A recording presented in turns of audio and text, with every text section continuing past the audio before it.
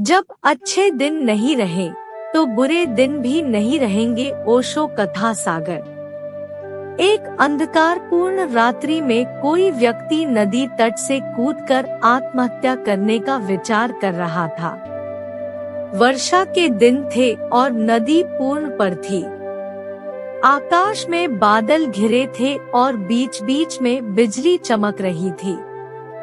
वह व्यक्ति उस देश का बहुत धनी व्यक्ति था, लेकिन अचानक घाटा लगा और उसकी सारी संपत्ति चली गई।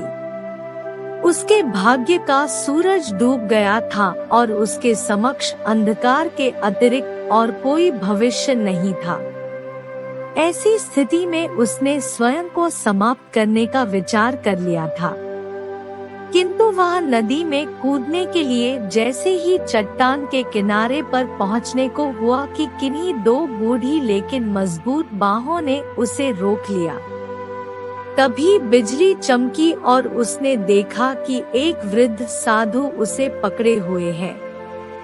उस वृद्ध ने उससे इस निराशा का कारण पूछा और सारी कथा सुनकर वह हंसने लगा और बोला, तो तुम यह स्वीकार करते हो कि पहले तुम सुखी थे?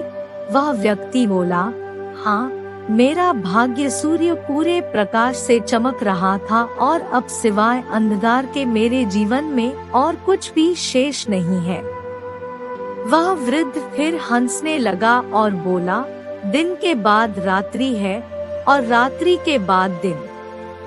जब दिन नहीं टिकता तो रात्रि भी कैसे टिकेगी?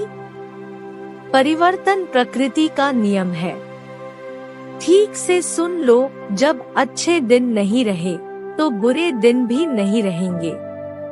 और जो व्यक्ति इस सत्य को जान लेता है वह सुख में सुखी नहीं होता और दुख में दुखी नहीं। उसका जीवन उस अडिग चट्टान की भांति हो जाता है जो वर्षा और धूप में समान ही बनी रहती है। सुख और दुख को जो संभाव से ले, समझना कि उसने स्वयं को जान लिया, क्योंकि स्वयं की पृथकता का बोध ही संभाव को जन्म देता है।